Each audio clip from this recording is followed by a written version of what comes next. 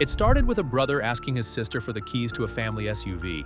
Was there a real fight, or just some innocent brother-sister roughhousing? By the end of the night, one of them would be taken to county jail and charged with a serious felony. So, what really happened between Austin and his sister Ava? Was this a violent assault? Or did an argument over car keys spiral out of control in a matter of seconds? It was early Thursday evening when a woman in a quiet neighborhood near Houston, Texas, looked outside and saw two people fighting in a driveway. They appeared to be pushing, grabbing, and struggling with each other near the garage. The woman called 911 and told the dispatcher that a man and a woman were actively fighting. During the confusion, there was also a report that someone might have a gun. That detail immediately raised the urgency of the call. Deputies were sent believing they could be approaching an armed domestic disturbance. But by the time the first deputy arrived, the fight had already broken apart. Near the intersection, the deputy noticed a shirtless man standing beside a truck. That man was Austin. The deputy stopped and attempted to speak with him. Austin immediately denied being involved. He told the deputy that if he wanted to know what happened, he needed to speak with his sister. Other officers stayed near Austin while the first deputy went to find Ava. When Ava was asked whether her brother had been involved in the fight, she said yes. The deputy radioed the other officers and told them to detain Austin. Austin was beginning to walk away when deputies grabbed his arm, placed him in handcuffs, and put him in the back of a patrol vehicle. At that moment, Austin had not yet been arrested. But the argument over the SUV was about to become a felony investigation. According to Ava, she arrived at the house and discovered that Austin was already there. The siblings apparently had access to the same white Dodge Durango. Both of them drove it. Both of them treated it like a shared vehicle. And that shared arrangement had apparently created tension. Shortly after Ava entered the house, Austin approached her. "Give me the keys to the Durango." Ava refused. "No." Austin asked why. Ava questioned why he needed the SUV. Austin became frustrated, and Ava still refused to hand over the keys. Austin then walked away, saying that he would find another way to get the vehicle. That statement immediately concerned her. Ava waited a short time, and then walked toward the garage. When she entered, she saw the Durango with its hood raised. Austin was standing near the front of the vehicle, apparently working around the engine or battery. Ava still had the key fob.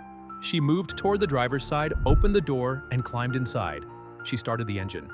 Austin looked up. Ava began moving the Durango out of the garage, and that was when the argument became physical. As Ava attempted to pull the vehicle out, Austin moved toward the passenger side. He opened the front passenger door while the SUV was still running. Ava stopped the vehicle. She got out and walked around the SUV to confront him. "Give me the keys back." Austin refused. Ava reached toward him. What happened next is where the siblings' accounts begin to differ. Ava said she was attempting to retrieve the keys when Austin suddenly wrapped his left arm around her neck and placed her in a headlock. She struggled and tried to pull away. At first, she may have believed he was simply restraining her. But then, according to Ava, the pressure increased. Her neck was trapped against his arm and her body was bent forward. For approximately 5 seconds, she said she could not breathe. Ava said she began to feel lightheaded. She tried to lift her head, but Austin was taller and stronger. She pushed against the ground with her feet and forced her head upward, creating enough space between her neck and his arm to take a breath. She finally slipped free. But the confrontation was not over. According to Ava, Austin pushed her after she escaped from the headlock. She fell backward onto the concrete driveway. She landed on her back. Before she could get up, Austin allegedly came down over her and placed his knee against her chest. Ava claimed that he held her there for somewhere between 1 and 2 minutes. She was on the ground, struggling underneath her brother, trying to push him away. Ava began punching Austin in his lower body. She later admitted to police that she struck him once or twice with her right hand. But she said she only hit him because she was trying to make him get off her. At some point, Ava managed to move out from underneath him. She got back to her feet and created distance between them. By then, the neighbor had already called 911. Sirens were approaching. The siblings separated before the deputies arrived. And within minutes, they would each be telling police a different version of the same fight. The deputy concluded that there was enough evidence to arrest Austin. the officer relied on Ava's statement, Austin's admission that he used a headlock, and the circumstances of the fight.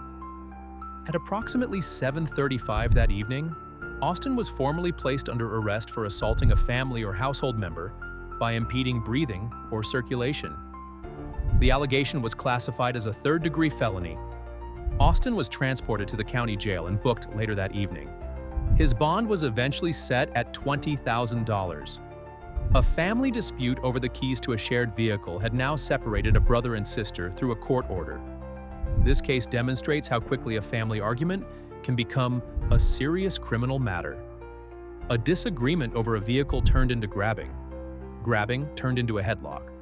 The headlock allegedly turned into restricted breathing.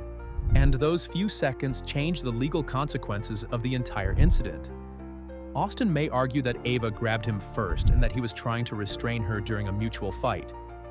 He may also point to the lack of visible injuries, but prosecutors may argue that Austin was larger, stronger, and admittedly placed his arm around Ava's neck while using his height to prevent her from escaping. They may also argue that a lack of visible bruising does not mean Ava's breathing was never restricted. Ava admitted punching Austin, but she claimed she only did so after he put her in the headlock and pinned her to the driveway. Her actions could be viewed as self-defense if the evidence supports her account. On the other hand, Austin could claim he was responding to Ava grabbing his shirt and attempting to take the keys from him. The case may ultimately depend on whether the force Austin used was considered reasonable and whether he knowingly restricted Ava's breathing. Austin and Ava began that evening as siblings, arguing about who had the right to use a vehicle. By the end of the night, Austin was in county jail, Ava was protected by a no-contact order, and their family dispute had become a felony criminal case. No visible injuries were documented, but Austin's own admission that he placed Ava in a headlock gave police a crucial piece of evidence. So what do you think? Was Austin trying to restrain his sister during a mutual fight? Or did he cross the line when he wrapped his arm around her neck and allegedly prevented her from breathing? Does the lack of visible injuries change your opinion? And who should have had the right to take the Durango that evening? Also, are fights like this common in your family? Leave your opinion in the comments. The hearing for this case is set for July 6, 2026.